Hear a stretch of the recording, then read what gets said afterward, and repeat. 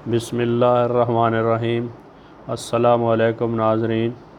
नाज़रीन, मैं हूं अजमल मलिक और आप देख रहे हैं मेरा यूट्यूब चैनल। तो नाज़रीन, आज की इस वीडियो के मौजू दो हैं। बुनियादी तौर पर दो बातों के ऊपर गुफ्तगू की जाएगी और दोनों इंतहाई अहमियत की हामिल हैं।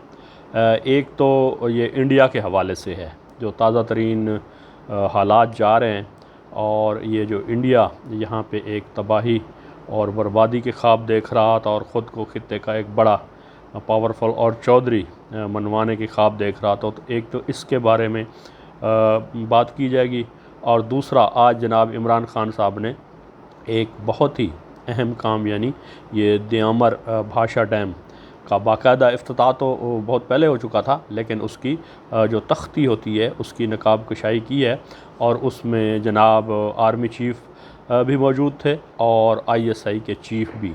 तो इस मैसेज से और इस पोस्चर से बहुत सारी क़ुव्वतों को मुल्क के अंदर और बाहर एक बहुत ज़बरदस्त मैसेज गया है। तो इसके ऊपर गुफ्तगू की जाएगी।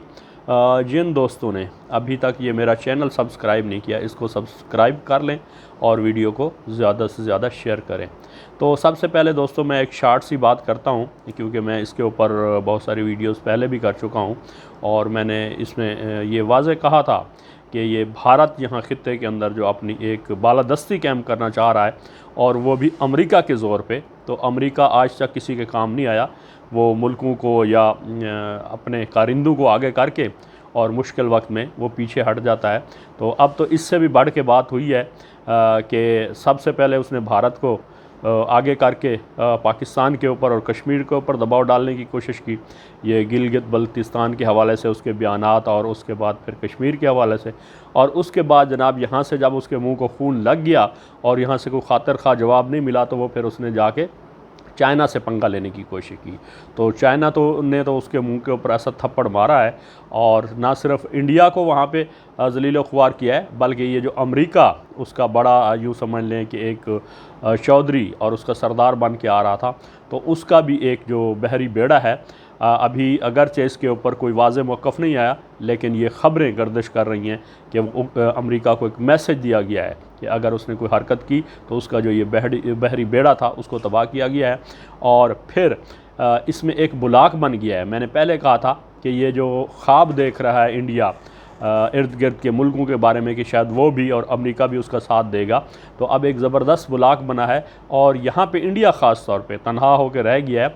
इसके इर्द गिर्द के जितने हमसाया ममालिक हैं वो भी ख़िलाफ़ हो गए और ख़ास तौर पे इस वक्त जो एक बुलाक बना है पाकिस्तान, अफ़गानिस्तान, नेपाल, चीन, ईरान और रूस और शुमाली कोरिया ने तो इससे बढ़कर कह दिया है कि अगर भारत ने कोई ऐसी हरकत की तो मैं इसके ऊपर एटमी हमला कर दूंगा, और वो तो अमेरिका के काबू में भी नहीं आता, उसका जो सरबराह या बादशाह है।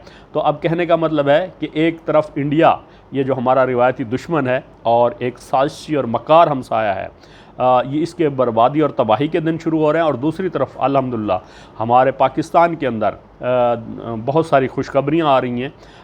आयल और गैस के ज़ख़ायर भी यहाँ पे दरियाफ़्त हो रहे हैं और बाहर के ममालिक में भी पाकिस्तान की साख और एक मौक़िफ़ बहुत ज़बरदस्त वहाँ पे बन रहा है। और इंटरनेशनल कम्युनिटी और हमारे जो ओवरसीज़ पाकिस्तानी हैं उन्होंने भी बड़ी ज़बरदस्त रिस्पांस दिया है। और इस वबा के दौरान भी ये कोरोना और ये जो जिसको कोविड-19 कहते हैं, तो तरसील ज़र जिसको कहते हैं फ़ॉरेन रिमिटेंसेस, वो आलमोस्ट दुगनी हो गई हैं।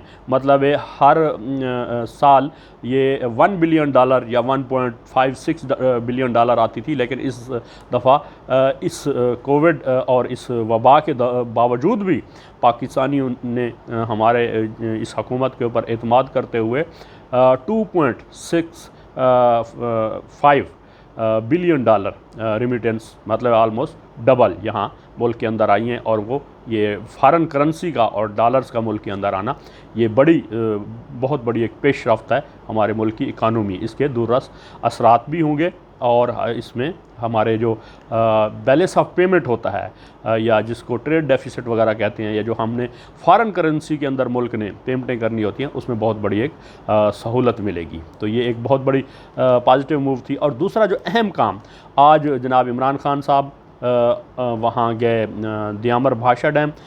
ये आप में से तकरीबन हर आदमी जानता है कि ये दियामर भाषा डैम चिलास गिलगित के रास्ते में, जिसको शाहराह रेशम कहते हैं, यहाँ पे बन रहा है। और इसमें जो सबसे अहम और बड़ी ज़रूरी बात थी और वो एक ज़बरदस्त मैसेज ये है पूरी दुनिया को भी और हमारी कौम को भी, और ख़ास तौर पे उन कासा लेसों के मुंह के ऊपर, तो मैं कहता हूँ एक तमाचा है जो पिछले जब से इमरान खान की हुकूमत आई है उस वक्त से ये अफवाहें फैला रहे थे और इन्होंने एक राग अलाप रहे थे कि जनाब जो हमारी अस्करी की आदत है और इमरान खान की सिविल हुकूमत के दरमियान बड़े इख्तलाफात हैं। लेकिन आज अल्हम्दुलिल्लाह आर्मी चीफ़ भी मौजूद थे और ISI के चीफ़ भी वहाँ पे मौजूद थे, और बल्कि वहाँ पे फ़ौज के बहुत बड़े दस्ते और बड़ी तादाद एक वहाँ पे तैनात की गई है ताकि इसकी सिक्योरिटी, डैम की सिक्योरिटी का ख्याल रखा जाए। तो दोस्तों, ये डैम जो हम कहते हैं कि जी डैम के ऊपर क्यों ख़ास तौर पर, इसके अंदर क्या ऐसी ख़ास बात है कि साबिक़ा हुकूमतों ने अगर नहीं बनाया तो वो बुरी बात थी और अभी इमरान खान बना रहे हैं। तो इसमें आपको मैं थोड़ी सी चंद एक चीज़ें बताता हूँ कि डैम के जो फ़वाद हैं। सबसे पहले तो हमारे मुल्क के अंदर बिजली की बड़ी जो शार्टेज है और दुनिया भर के अंदर जो सस्ती तरीन बिजली है, ये जिसको हम हाइड्रल पावर कहते हैं, ये पानी के ज़रिए से जो पैदा होती है, तो इससे अब बिजली जब वाफिर मिकदार में पैदा होगी और सस्ती तरीन होगी तो इसमें यह होगा कि हमारी जो इंडस्ट्री है उसको जब सस्ती बिजली मिलेगी तो इंडस्ट्री एक तो बड़ी तेज़ी से ग्रो करेगी, फिर इंटरनेशनल मार्केट के अंदर जब उसकी कास्ट कम होगी, क्योंकि मेन फैक्टर होता है ये प्रोडक्शन के अंदर बिजली का और पावर का। तो एक तो पावर शार्टेज नहीं होती, जो ही किसी इंडस्ट्री का प्रोसेस बिजली की शार्टेज की वजह से रुकता है तो उसकी कास्ट आलमोस्ट डबल से भी ज़्यादा हो जाती है। एक तो ये नहीं होगा, उसमें ब्रेक्स नहीं आएंगी और वो जो कास्ट रिड्यूस हो जाएगी और रोज़गार भी इससे मुसलसल लोगों को मिलेगा। और दूसरी बात यह है कि ये जो कास्ट ऑफ प्रोडक्शन है, ये पैदावारी लागत जब नीचे चली जाएगी तो आप लोकल भी लोगों को बहुत सस्ती चीज़ें दे सकेंगे और इंटरनेशनल मार्केट के अंदर आप जब compete करेंगे, आपकी जब कीमतें बहुत कम होंगी और म्यार उसी लेवल का होगा या उनसे भी अच्छा होगा, तो वो फिर आप इंटरनेशनल मार्केट के अंदर अपनी प्रोडक्ट को सेल करने में बड़ी कामयाबी के साथ ये सारा कुछ करेंगे। तो उसमें ये होगा कि अल्टीमेट ये जो हमें फ़ॉरेन रिमिटेंसेस आती हैं या जो फ़ॉरेन रिज़र्व्स होते हैं डॉलर की शक्ल में या फ़ॉरेन करेंसी की शक्ल में, मुल्क को जब मिलेंगे तो इसके बड़े फ़वाद होते हैं, जैसे कि ये हमारे मुल्क के अंदर डॉलर्स वगैरह या फ़ॉरेन करेंसी की कमी रहती है। एक तो ये है इसके अंदर कि ये इंडस्ट्री की ग्रोथ बड़ी बढ़ जाएगी। दूसरी, हर आदमी हम में से जानता है कि हमारा मुल्क जो 70% इसकी जो आबादी है और जो इनके जो लोग हैं उनका रोज़गार ज़राअत के ऊपर है, और ज़राअत इस वक्त बड़ी मुश्किल में इसलिए है कि हमारे मुल्क के अंदर पानी की बड़ी शार्टेज है। पिछले ये 3-4 दहाइयों से इन्होंने कोई तवज्जो नहीं दी, और अयूब खान को बहुत सारी उसकी बुराइयां होंगी, खामियां होंगी, लोग गिनवाते रहते हैं, लेकिन उनकी अच्छाइयाँ ये थी कि जितने भी हमारे मुल्क में वो डैम बने हैं या वाटर रिजर्वायर हैं वो उन्हीं के दौर में बने, और उसके बाद 60-65 साल गुजर गए हैं, किसी ने एक डैम तक नहीं बनाया। और अभी ये जनाब इमरान खान की हुकूमत, ये मौजूदा रिजीम ने इसके ऊपर तवज्जो दी है, और ये दियामर भाषा डैम ये हज़ारों एकड़ जो पानी है वो फसलों को सैराब करेगा और उसमें स्टोर होगा। और दूसरी बात यह है कि बिजली इसमें 4500 मेगावाट बिजली भी पैदा होगी। अब पानी देखें, इसमें स्टोरेज के काफ़ी सारे फ़वायद हैं। एक तो ये है कि जी इससे बिजली भी बनेगी और हमारी फसलों को भी पानी मिलेगा। फिर इसमें फ़्लड कंट्रोल्स होते हैं, जैसे अब बारिशों का सीज़न आता है या मानसून आती है तो हमारा बेशतर पानी वो ज़ाया भी हो जाता है, और हमारे ये जो जनूबी इलाके हैं, ख़ास तौर पे जनूबी पंजाब और सिंध के इलाकों के अंदर ये तबाही फैला देता था ये पानी।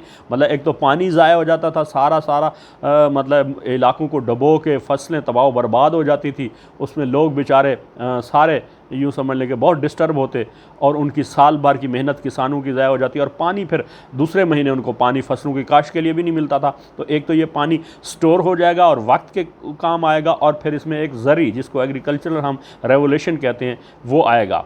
तो ये जो आज की इमरान खान की मैं कहता हूँ कि ये एक इफ्तिताह था या वहाँ पे जो विज़िट था और इसमें आर्मी चीफ, और ये एक बहुत ही सूदमंद चीज़ थी। और ये हम काफ़ी देर से कह रहे थे, बहुत सारे लोग नाक़िद हैं, तनकीद करते रहते हैं इमरान खान की, लेकिन मैं कहता हूँ कि ये ऐसे जो प्रोजेक्ट शुरू हो गए हैं, हालांकि इस प्रोजेक्ट को इमरान खान को इलेक्शन में कोई फ़ायदा नहीं होना। ये 2027 या 28 में जाके या 29 में कंप्लीट होगा। बड़ा प्रोजेक्ट है, मेगा प्रोजेक्ट है और इसकी कास्ट भी बहुत बड़ी है, मगर इसका ये है कि कौम को फ़ायदा होगा। मतलब ये सियासतदानों और लीडरों में यही फ़र्क है कि लीडर हमेशा वो अगली नस्लों का और अपनी कौम का सोचता है और सियासतदान सिर्फ ये है कि जी अपने इलेक्शन के लिए और अपनी जीत के लिए सोचते हैं। तो मैं कहता हूँ कि लोगों को इसके ऊपर आगाही भी देनी चाहिए जिन लोगों को पता नहीं है, और जो पढ़े लिखे तबका है उनको इसके ऊपर गौर खोज करना चाहिए कि जो इमरान खान पॉलिसीज़ दे रहा है उसके अंदर और साबिक़ा अदवार की पॉलिसीज़ के अंदर क्या फ़र्क है। मैं समझता हूँ ये एक बहुत बड़ा फ़र्क है, और जब ये इंशाल्लाह 5 साल इमरान खान की हुकूमत के पूरे होंगे तो इन चीज़ों के अलावा और बहुत सारी चीज़ें जो यहाँ पे जिनके ऊपर काम हो रहा है, जिस तरह ये कंस्ट्रक्शन इंडस्ट्री को बहुत बड़ा इन्होंने एक इसमें एक प्रोग्राम दिया है और इसको एक बूस्ट मिल रहा है, तो इससे बेरोज़गारी भी ख़त्म होगी, इंडस्ट्री हमारी ग्रो करेगी, ज़राअत।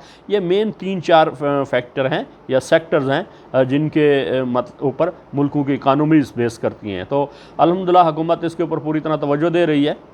तो हमें उम्मीद है कि अगले चंद सालों में ये जो यहाँ मुआशी जिसको कहते हैं क्राइसिस हैं या मुल्क के अंदर कारोबारी मामलात हैं या बाकी दीगर चीज़ें, इंशाल्लाह मुल्क तरक्की करेगा। तो मैं कहता हूँ कि हमें इस चीज़ पे ख़ास तौर पे मौजूदा हुकूमत को क्रेडिट भी देना चाहिए, बल्कि उनकी इस तरह की पॉलिसियों को सपोर्ट करना चाहिए। तो दोस्तों आज की मेरी वीडियो यही थी। मैं लोगों के अंदर आगाही इंशाल्लाह देता रहूँगा, और मौज़ूआत तो बहुत सारे थे लेकिन ये चूँकि एक अहम मौजू बीच में आज का आ गया था। तो दोस्तों इंशाल्लाह फिर मिलेंगे इस तरह की नेक्स्ट वीडियो में। अस्सलामु अलैकुम वरहमतुल्लाह।